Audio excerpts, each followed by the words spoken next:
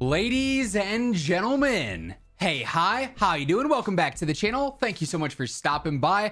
Obviously, coming up here with Season 4, we are going to see plenty of patch notes coinciding with the update, including new weapon tuning and weapon balancing. And without a doubt in my mind, a weapon that's going to receive a lot of attention with this update, hopefully, is the CRONEN SQUALL. This thing has been dominating Warzone since it was introduced. Now, yes, it did see a nerf in an update a few days back. But in typical Warzone 2 fashion, in order to knock a #1 meta weapon down, it needs 2 or 3 or 4 nerfs before it's actually balanced, right? It was a nerf. It was not a drastic nerf that changed the CRONEN SQUALL from being the most dominant gun. But looking forward, I wanted to, preview some other weapons that you might want to look out for in regards to the next meta, because right now, actually, while the CRONEN SQUALL is still dominating, there's a handful of weapons that are already somewhat better than it, and then a couple that are, right there with it. If it were to receive a couple more nerfs or a large significant nerf, could be knocked out of that top rotation spot. So that being said, we are here on sim.gg. They've got all the latest up-to-date raw data mine stats for every single gun in the game. So this is as accurate as it can possibly be, coming straight from the game files. And the few weapons that we're looking at here, obviously we've got the CRONEN SQUALL for comparison. The Sakin MG38 is one that players are sleeping on, and you'll see why. The RAAL, of course, we know this has been a monster since day one, but it definitely could come back into the fold.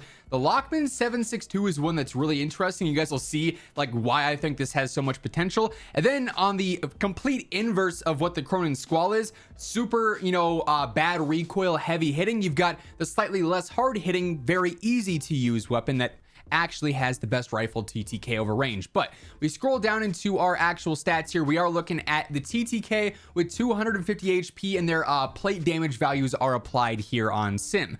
And we look at the average TTKs here of these weapons, and we get some pretty interesting results. So the orange line here is our CRONEN SQUALL. This is how we are basing everything here. How does it compete against that? The first thing you might notice when you look at this graph is that the M13 is not winning anywhere. So how is this a CRONEN SQUALL replacement? Well, like I said, the M13, believe it or not, if I were to throw in the other rifles here, the 762, the Hemlock, the M4, so on and so forth, past this 60 meter mark here, this would be the fastest TTK option. The rifles all are lesser damage, but just easier to use than most LMGs, which obviously are a bit faster in terms of TTK. But the M13 is so easy to use that even though it's got the slowest TTK out of the options here, you might be a lot more accurate with the M13 over the Lachmann 762. And so their TTK bars are actually going to be a lot closer in reality, right? So that's why this is such a consistent option, even though it might not look like it directly on paper. When you factor in everything into a gunfight, the M13 is probably going to be the first or second most consistent here. What would be right there with it is the Sakin. And here's what's especially interesting is that right now through the mid-range, you can see the Sakin is right there with the CRONEN as it stands. It's a little bit better than it for a few meters here in the mid-range. Then long range, past 56 meters, it's really not all that far back. A 789 versus a 717 millisecond TTK. It's a difference, but it's not huge. And again, you factor in accuracy and everything changes. The CRONEN SQUALL in semi-auto or full auto, bouncing around, right? The Sakin, point and shoot. Thing is a laser beam. Thing is so easy to use. Now, yes, it's much slower. It's much less aggressive because it is an LMG. So that's a factor into why you might want to take the Sakin versus something else here on the list. But curious to note that the Sakin already can hang with the CRONEN before a major nerf has actually happened. So say in season 4 they drop the CRONEN's damage down a ton even more, the Sakin could leap that and now have a top tier TTK value here over the long range. But then, as we all know, obviously right now, because we're talking about this in a video, with how insane the CRONEN is over range, the Lachmann 762 and the RAAL beyond 44-45 meters actually beat it out as is. Again, factoring in 100% accuracy, so you throw in the realistic TTK, things will change some, but it just so happens that the CRONEN, the RAAL, and the Lachmann 762, none of them are particularly easy to use right now. They all have a significant amount of control versus the other two options on this list. And the RAAL, just like the Sakin, very slow, very heavy. So that's a different kind of skill gap you'd have to look past and learn how to maneuver with it and how to engage with it correctly. But if you can do that, you can see the RAAL dominates all ranges. It's ridiculously good, especially versus the CRONEN. But then you get to the closest comp, in my opinion, which I think people are sleeping on already, because as you guys can see, it's better than the Cronen everywhere right now, the Lachmann 7.62. And quite frankly, it behaves just like the Cronen does. If you want to use it in semi-auto so you can choose how fast you fire and it might make it a bit easier to use for you in certain ranges, you can do that just like you can with the Cronen, and both are going to fry. If you want to put it in full auto, the recoil goes up a lot on the Lachmann 7.62, so you kind of have to build to counter that, but you can do that and it will fry.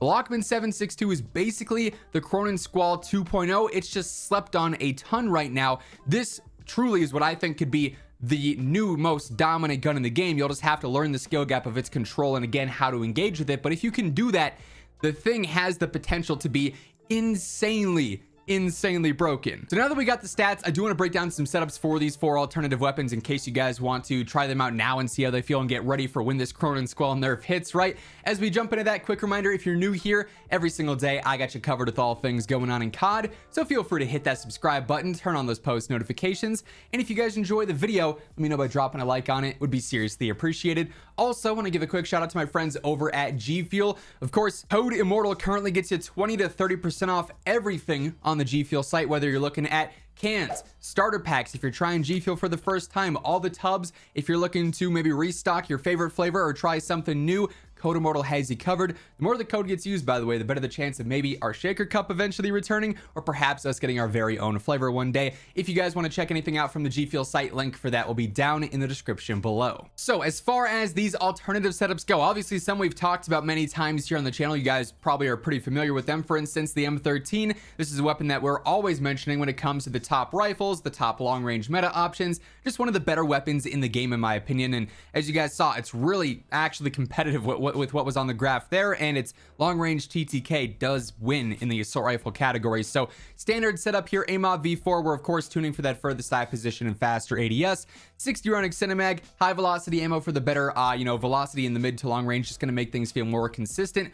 Ruin Echelon barrel for the better range, control, and velocity. Then also the Harbinger suppressor for better control, velocity, and damage range as well. Basically, this setup just makes it even more efficient in the mid to long range. Fantastic choice. Now, this Sakin setup, like I said, is a laser beam. This setup isn't even, full-on recoil control based. You could go even heavier if you wanted to and make this thing essentially not move when you're shooting it, right? Initially here, I got the Stip 40 rear grip. This is just going to help out with basic control. Again, I've got the AMOB V4 on there as well. The Edge 47 is what I choose to go for because it's got some less cons than the Ripper 56, but if you wanted to upgrade to the Ripper, you'd have even better stability, even less sway, so it would make the gun in turn a little bit easier to use when it's already ridiculously easy and arguably the easiest of all the weapons that we're talking about here today. So you got some alternatives there.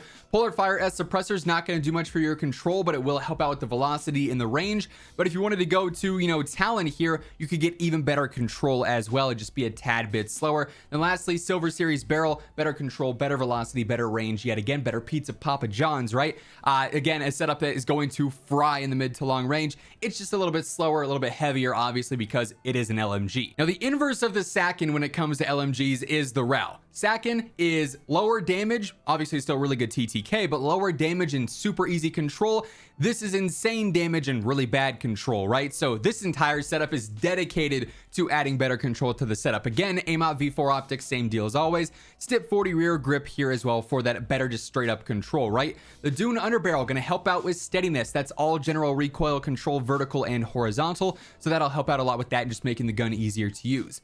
The Shred CP90 helps out with vertical and horizontal control, mainly vertical, a bit of horizontal, once more just making it more consistent. And the Rhino barrel actually helps out with control over everything and gives you a little bit better velocity, which is nice to see there too. Little bit of an added bonus there. So this will be the lowest recoil RAAL setup you can use. It's still very noticeable, but way better than what the base weapon starts at. And then lastly, we've got the Lachmann 7.62, which like I said, you could use in semi-auto and it'll be really good. Obviously, you can make it more your own there. You can choose if you want to spam, if you want to tap, you might be more accurate like that. Or you can make the weapon go full auto and just spray and pray. The recoil here is a lot more noticeable in full auto, and that's why this setup is largely recoil dominant. I mean, even if you're spamming fast in semi-auto, it's going to be noticeable as well. Once more, AMOB V4, rhyming accidentally. 50 round drum, especially useful if you are using it in full auto. In semi-auto, you just don't have to worry about reloading ever. High velocity ammo for the better consistency in the mid to long range. Lock grip precision, straight up better control, and the best in class at that. It's not going to help as much with the sway though, so you could also try out alternatives with like the Ripper or the Edge if you wanted to.